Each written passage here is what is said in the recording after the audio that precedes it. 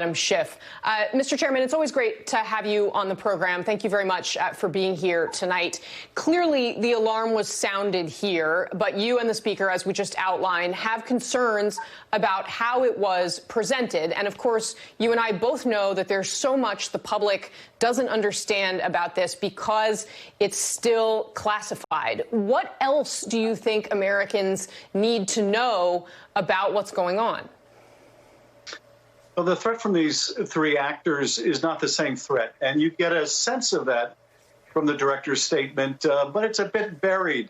The statement leads with China, but says China has a preference. By the time it gets to Russia, it talks about Russia is actually engaged in trying to denigrate the Biden candidacy, the Democratic Party, and the anti-Russia establishment.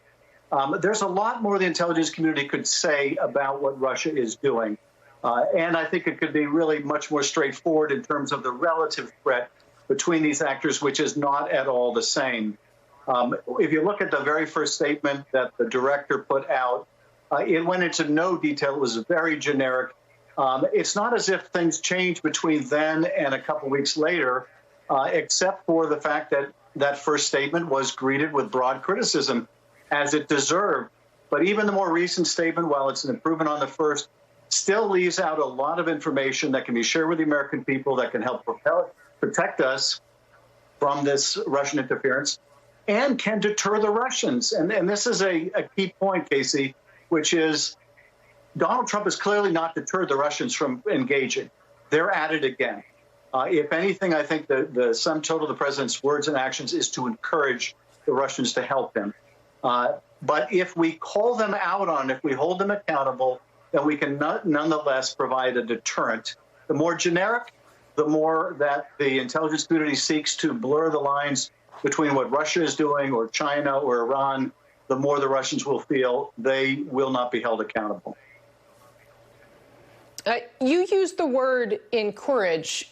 Do you think that President Trump is actively welcoming or working along the same currents as the Russian operatives? I think that when the president, for example, stood up in Helsinki and basically said, Vladimir, you deny involving yourself in the last election. My intelligence community says you did. I'm with you, Vladimir. I don't believe my own agencies. That's an encouragement. When the president is on the phone with Putin again, as he was a week or so ago, in the face of his own intelligence agencies saying now publicly, but of course knowing then privately, the Russians are at it again.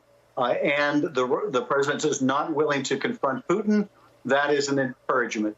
Now, the president won't say what he spoke to about with Putin, but I think we can all understand that he's never confronted Putin, and he's certainly not likely to be doing it now. So, you know, Putin understands this. He doesn't need to be told explicitly by the president what the president would like. And, of course, Putin views Donald Trump, even in the absence of anything more, as the most pro-Russian president we've ever had, someone who has undermined NATO, someone who's undermined our transatlantic alliance, someone who paved the way for Russian influence in Syria, someone who has withheld arms from our Ukrainian allies and fights the Russians, someone who is purely transactional and his only interest in is what's in it for me, Donald Trump, not what is in the best interest of the United States. That is a perfect president from Vladimir Putin's point of view. So he doesn't need to be asked.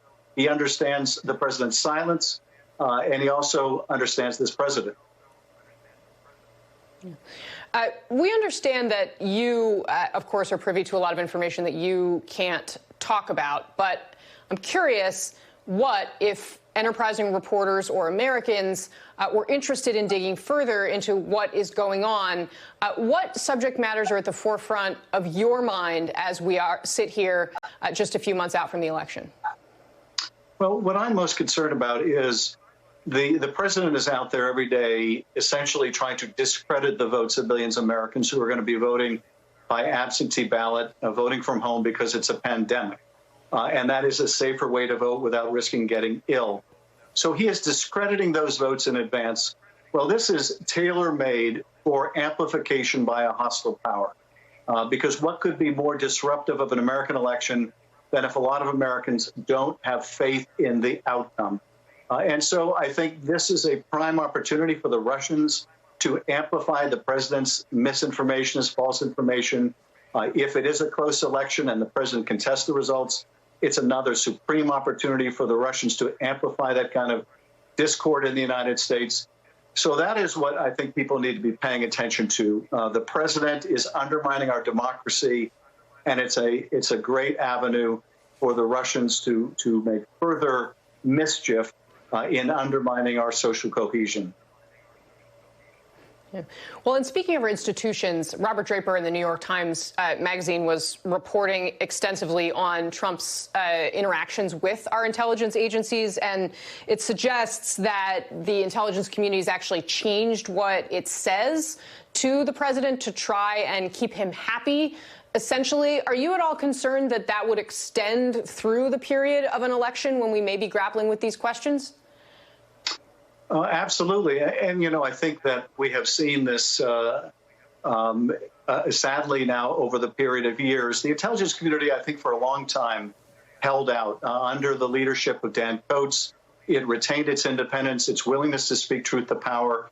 Of course, that evaporated with the appointment of Rick Grenell, who was essentially a political partisan and hack and completely politicized the top of the intelligence community, at least that agency. Now, I think what we are seeing is a more subtle effort to dumb down what the IC is willing to tell the public and elevate China because it's consistent with the narrative the president wants to tell. And I think that's a disservice. I think the American people should be told the truth about what Russia is doing, about what China is doing or may do, what Iran is doing or may do. But it shouldn't be done with an eye towards telling a narrative the president prefers. These intelligence agencies ultimately work for the American people, and they have a right to know the best of their analytical assessments, and they need to know it before the election. We don't want to do another postmortem after the election and rue that we didn't do more to alert the American people to the threat. All right, Intelligence Committee Chairman Adam Schiff, thank you very much for your time tonight, sir. It's always great.